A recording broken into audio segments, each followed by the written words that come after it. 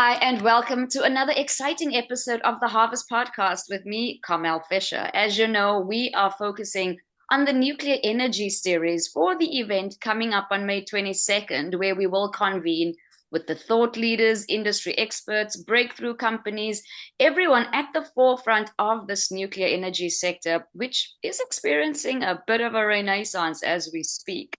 This is due, of course, to increasing interest in clean energy, driven in part by AI, the need for data centers, the list goes on. Now, the Deal Flow Discovery Day on nuclear energy will provide a forum for uncovering new investment opportunities and exchanging ideas with industry stakeholders, including utilities, financiers, site developers, technology providers, government entities. Attendance is free if you're a qualified investor or analyst. So do check out the link, which is dealflowdiscoverydays.com/nuclear energy. Brought to you as always by the Harvest Podcast, available anywhere you listen to podcasts. One of the panelists on the investment panel, we will be deriving a lot of nuances and critical insights for this explosion in this new industry. With me is Perez, the CEO and co-founder of Exodys Energy. He'll be, as I mentioned, on the investment panel and comes with a lot of experience and insights into the industry. Carl, welcome. We're very excited to uncover more about who you are and, of course, Exodys Energy.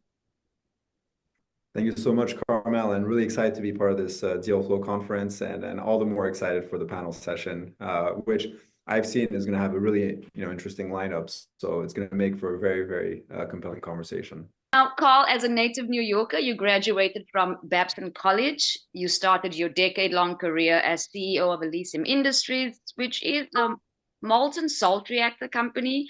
You can tell us more about that when we get to that part. But you also currently serve as a member of several nuclear initiatives within industry and government, and you're a published author. Congratulations on what has been so far quite an exciting career for you. But do tell us more and highlight any other particular things I may have missed about your background, who you are, and what you're hoping to achieve with Exodys Energy. I mean, that's a phenomenal overview in and of itself. Really, I think it really encapsulated, for the most part, what's been going on in the last decade. But frankly, nuclear will definitely keep you busy, especially when you're trying to develop a reactor and then try to develop recycling systems. But I think what I'm really excited about is the fact that there is a tremendous amount of investment being poured into the industry, but you also have an enormous amount of companies that are incorporating and trying to support various portions of the value chain, whether it's how to actually design reactors by including AI, up to components, up to project developers that are focused on the implementation of the reactors as opposed to developing the technology. A lot of reactor designs being proposed, companies looking to become utilities. I mean, the space has just been primed with a lot of different companies that are leading innovation. And at the same time, you also see a lot of demand that's really been pulling a lot of that incubation. And a lot of that demand is being driven by data centers with very voracious electricity requirements. But you also have just generally increase in load capacity that's going to be required in the United States and abroad. I remember when I started actually when I started Elysium, I was writing my thesis at school on the sub-Saharan African energy sector. And it was just interesting to see how back then the total installed capacity of sub-Saharan Africa's electricity sector was equal to that of Spain. So it just goes to show that you're going to have an enormous amount of demand that may not come from the US and Europe, but from a lot of the emerging economies.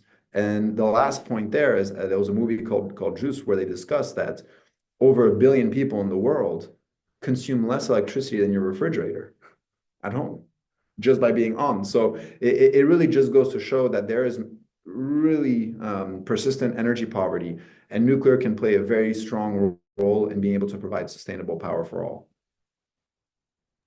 100%. And to your point, we haven't even touched the surface of the demand once this AI rolls out to those emerging markets. So your journey from Babson College to Exodys Energy, of course, as I mentioned, spans a decade in nuclear innovation. Was there any specific market opportunity that convinced you to pivot from molten salt reactors at Elysium to waste recycling at Exodus? It's a brilliant question because really there are two aspects of that. In fact, one, they're very, very different businesses in a certain respect, but from another perspective, they're also very similar in that with a molten salt reactor, you're using chloride-based salts to be able to dissolve fuel, such as uranium and possibly plutonium from spent nuclear fuel. And you're dissolving that mixture together and heating that in somewhat of a homogeneous mixture to be able to produce the heat that is then transferred to electricity. Nevertheless, they are very different businesses in that one is clearly providing reactors, and the other one is providing a recycling service, which touches on two aspects, which is waste management, but also fuel procurement.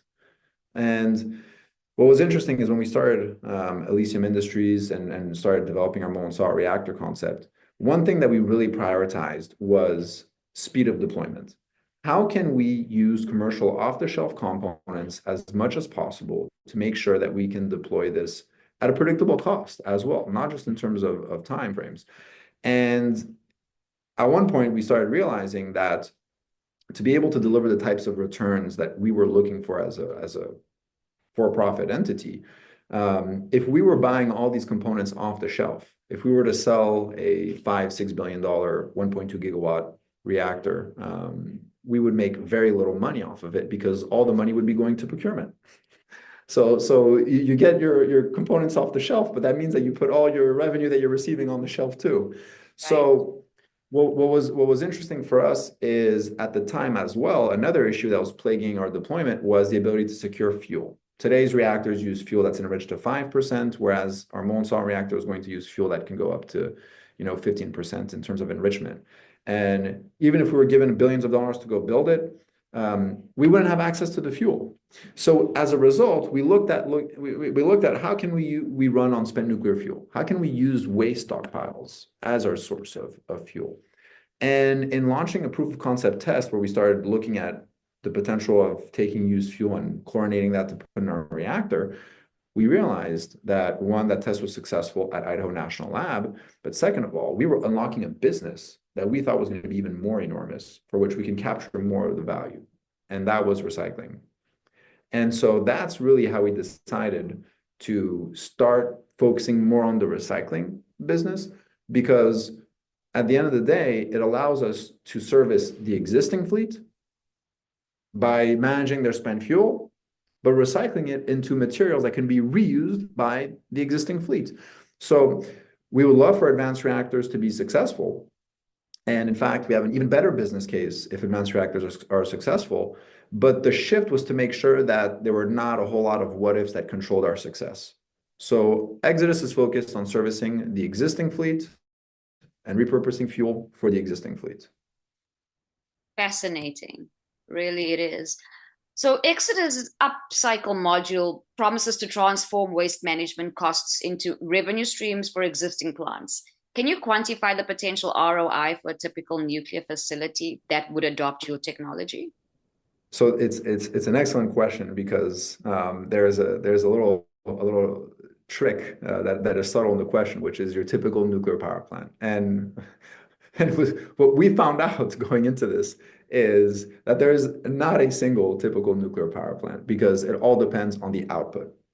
It all depends on the number of units that are there. It depends on whether the sites are active. So for example, of the 78 different sites in the United States that host the over 90,000 tons of spent nuclear fuel, almost every site is different.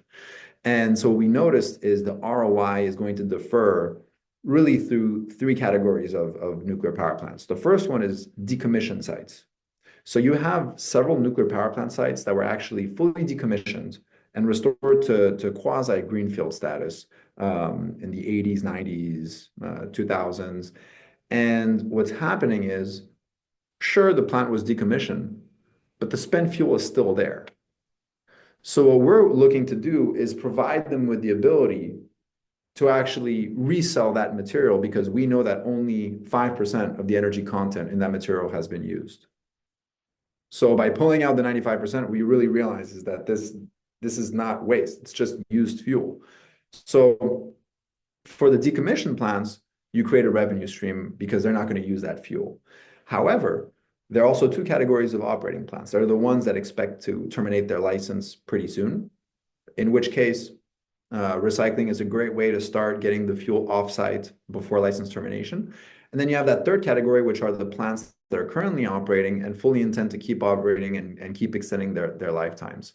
So the ROI differs per situation in which you're in. But the return on investment for the operating plants that intend to extend operations goes beyond just reselling the feedstock.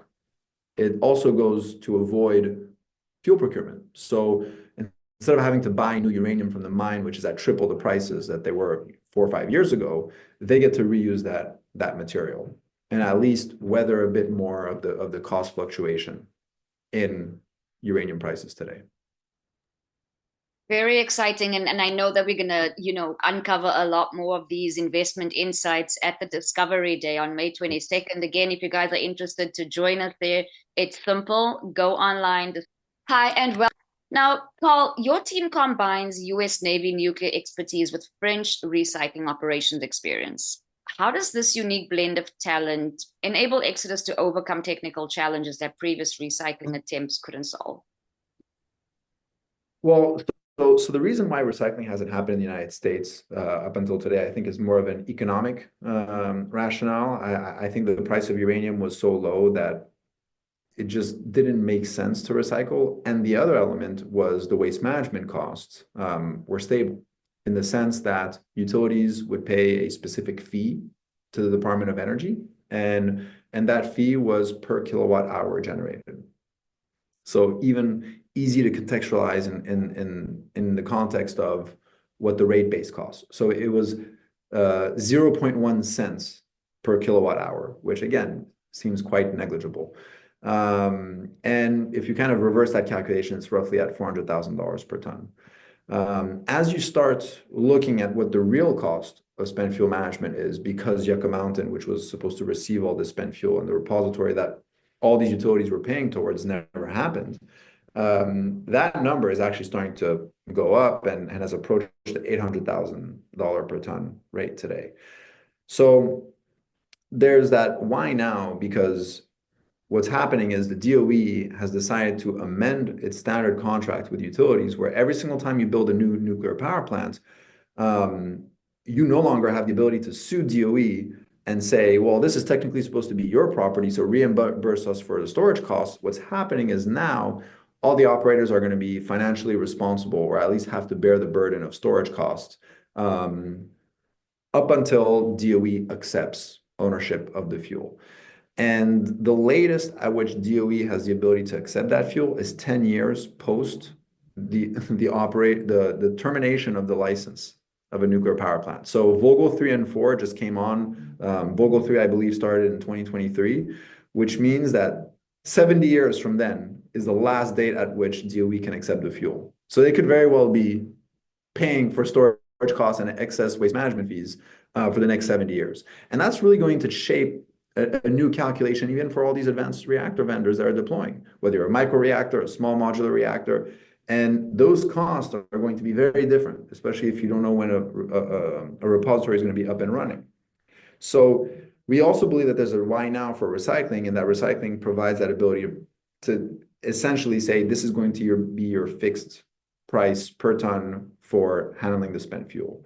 So it's also about providing not just the fuel certainty and the fuel supply certainty, but also the back-end cost certainty. So I think that's a bit why there's a why now moment. But coming back to one of the first tenets of your question about the mixture of this team, we actually have a lot. In France, they recycle spent nuclear fuel commercially. In fact, they have a facility called La Hague, a reprocessing plant that can process up to 1,700 metric tons of uranium a year of spent fuel, heavy metal every year to be able to produce new fuel. So France and Russia are really the only countries in the world that have industrial scale experience for recycling. So when we created Exodus, we knew that there was a lot of talent from the Naval Reactor program that could really help us in deploying these systems on time, at cost, and obviously with the high fidelity of being able to operate it effectively and with the highest margins of safety. But it's true that complementing the team with the recycling operators from France is really what brought more maturity to the actual design itself, because they've been handling spent fuel, unloading it, chopping it at a pretty high rate. So in fact, you'd think there'd be a bit of a culture clash, but on the contrary, these are two cultures or engineering cultures that are very practical oriented. So they're never really trying to look for the shiny object or for this new innovation that could be very interesting. We're really trying to work with what works. And I think that's also what really shapes Exodus as a company and really helped us formulate a value proposition that utilities can stand behind. Wonderful. As a member of the Nuclear Energy Institute's Recycling Task Force, what regulatory developments do you see on the horizon that could accelerate or hinder deployment timelines for the waste recycling technologies? It's fascinating because a lot of times the general public has stayed focused on when President Jimmy Carter decided to ban recycling in the United States. Reprocessing is also another term for it, in 1977. Ronald Reagan came in 81 and actually repealed that through executive order. But you can actually license a recycling facility using existing regulations.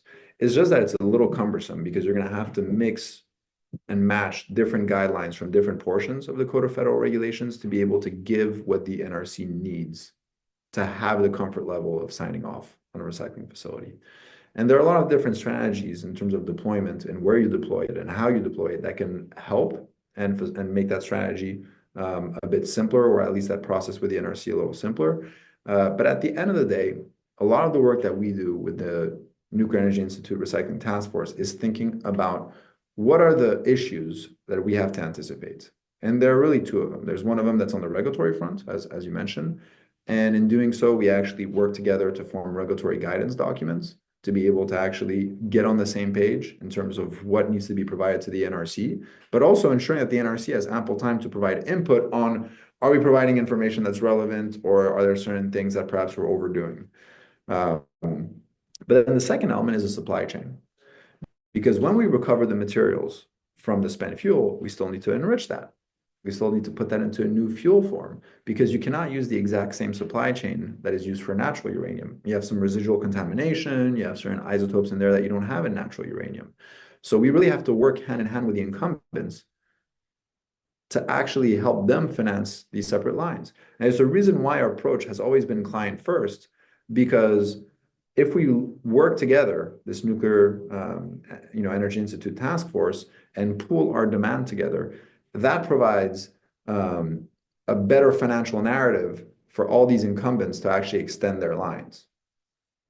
Because otherwise, if we're just coming in and asking for a quote, they don't know what capacity is coming down the line. They don't know what the real demand for that is. And frankly, if the utilities were not the ones that were going to actually pay for the service fees for enrichment, deconversion, and fuel fabrication, we would not be considered a bankable offtake.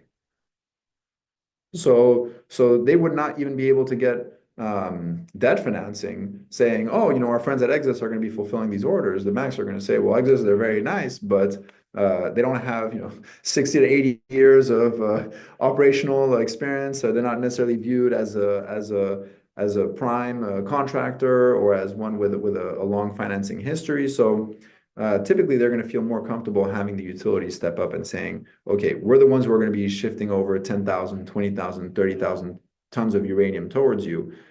And that will give them a better justification to go out and do that. So really, then the Nuclear Energy Institute Recycling Task Force is to get all colleagues aligned, but also all stakeholders aligned to be able to drum up a recycling economy as quickly as possible.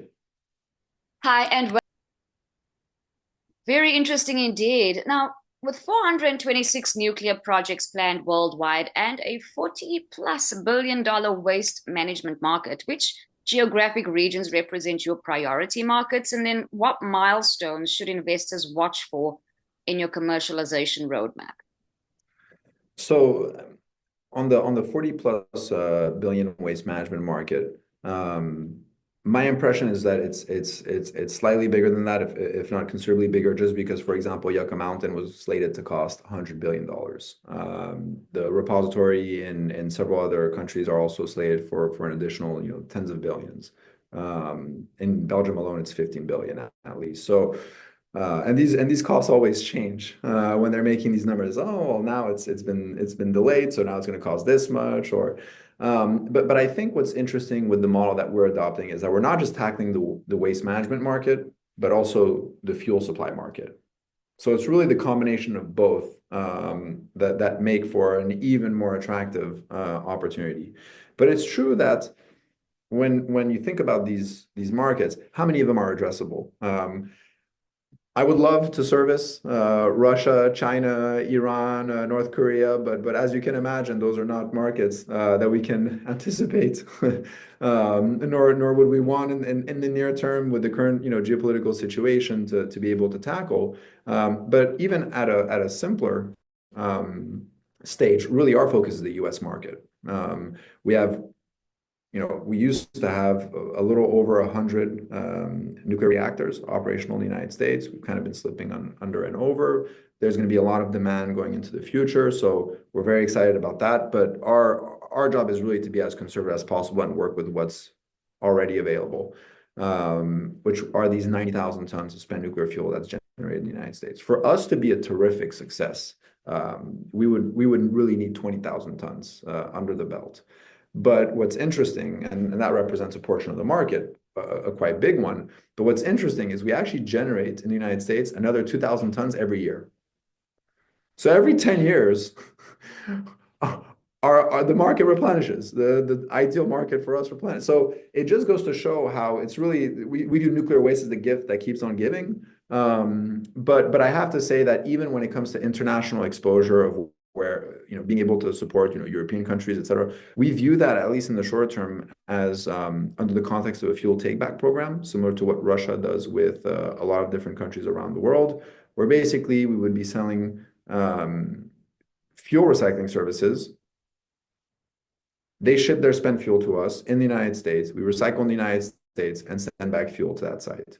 And in fact, that's even what Orano, the French state-owned enterprise, would do it for other countries like Japan and Britain. So even when it comes to international exposure, we'd still want to have our facility in the United States.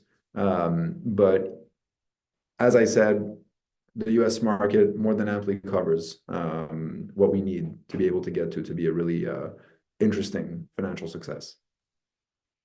Really fascinating. Again, I'll say that, and looking forward to really uncovering more of these insights and just diving a little deeper into the possibilities of the nuclear energy at the Discovery Day in New York City on May 22nd. Again, if you want to participate, it's free for qualified investors and analysts. Anybody else, if you want to get in on the exciting event unfolding, just look at dealflowdiscoverydays.com/nuclear energy. This has been an awesome conversation, Carl. Thank you so much. You guys, you're very welcome. You guys stay tuned for more on Harvest Podcast. Brought to you as always by the Harvest Podcast, available anywhere you listen to podcasts.